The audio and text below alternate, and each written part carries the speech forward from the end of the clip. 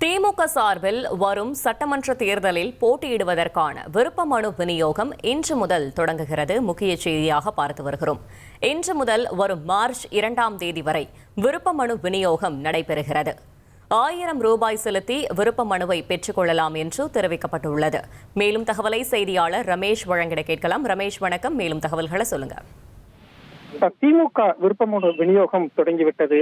திமுக சார்பில் தமிழ்நாடு புதுச்சேரி சட்டமன்ற தொகுதிய தேர்தலில் யாரெல்லாம் போட்டியிட விரும்புறாங்களோ அவங்க எல்லாருக்குமே விருப்ப மனு விநியோகம் இன்று முதல் தொடங்கும் அப்படின்னு திமுக தலைமை அறிவிச்சிருந்தாங்க.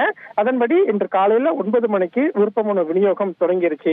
புதுச்சேரி மாநிலத்தில் இருக்கக்கூடிய அனைத்து சட்டமன்ற தொகுதி, அதே மாதிரி தமிழ்நாட்டில் இருக்கக்கூடிய 234 சட்டமன்ற தொகுதியிலையும் யாரெல்லாம் போட்டியிட விரும்புறாங்களோ அவங்க அனைவருமே அண்ணா அறிவாலயம் வந்து விருப்ப மனு வாங்கிக்கிட்டு இருக்கிறாங்க.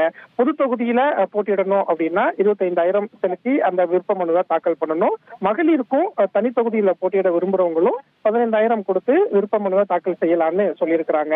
குறிப்பா திமுக ஆளுங்கட்சியா இருக்கிறதுனால வரக்கூடிய தேர்தலில் திமுக எத்தனை இடங்கள்ல போட்டியிட போறாங்க, யாருக்கெல்லாம் வாய்ப்பு கொடுக்க போறாங்க அப்படிங்கிற எதிர்பார்ப்பு அதிகரிச்சிருக்கக்கூடிய சூழல்ல இன்று முதல் மார்ச் 2ஆம் தேதி வரைக்கும் விருப்ப மனு விநியோகம் நடைபெற இருக்கிறது.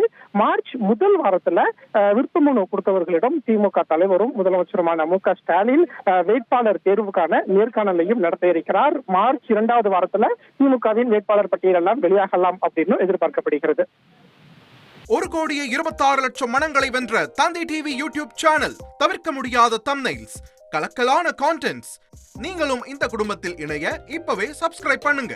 அசுரபலம் கொண்ட எங்கள் டிஜிட்டல் கரங்களில் உங்கள் விளம்பரங்களை சேர்க்க வாட்ஸ்அப் பண்ணுங்க. 8939888838. Email advt@dttv.in.